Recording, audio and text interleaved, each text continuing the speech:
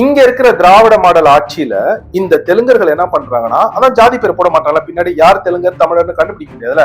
அவங்க அங்க இருக்கிற அரசாங்க அதிகாரிகள் யார் யார் நம்ம ஆள்னு பார்த்து இப்ப பறையர்களுக்கும் தேவேந்திர குல வேளாளர்களுக்கும் அருந்ததியின மக்களுக்கும் மிகவும் பிற்படுத்தப்பட்ட எம்பிசி அந்த மக்களுக்கு இருந்த கொடுக்கப்பட்ட நிலங்களை திரும்ப அவங்க புடுங்கிக்கிட்டாங்க. 500 ஏக்கர் 1000 ஏக்கர் 2000 ஏக்கர் அப்படின்ட்டு தெலுங்கர்கள் தமிழ்நாட்டில் நிலங்களை புடுங்கி வைத்திருக்கின்ற 2025ல உங்களால நம்ப முடியுதா? அந்த ஐயா ஒருத்தர் வந்து சொல்லுவாங்க, தெளிவா சொல்லுவாங்க யார் யார் யார். நான் கேட்ட ஐயா, பார்ப்பனர்கள் புடுங்கி வச்சிருக்காங்க தெலுங்கர்கள் இல்ல தம்பி, பெரும்பாலும் எல்லா நிலங்களையும் புடுங்கி வச்சிருக்கு தெலுங்கர்கள் தான் அப்படின்னு அவரே சொல்றாங்க. அப்ப இதனால பாதிக்கப்படுறது யாரு? ஆதி தமிழ் குடியான பறைய சமூகம், தேவேந்திர குல வேளாளர்களும் அருந்ததியிலும் பாதிக்கப்படுறாங்க. ஏன் இதை பத்தி எல்லாம் திராவிட மாடல் ஆட்சி பேசாது?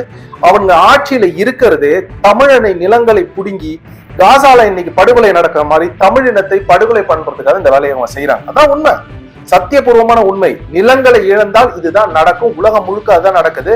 இதை செய்பவர்கள் தெலுங்கர்களை தவிர பார்ப்பனர்கள் அல்ல. இதனால நீங்க புரிஞ்சுக்கணும்.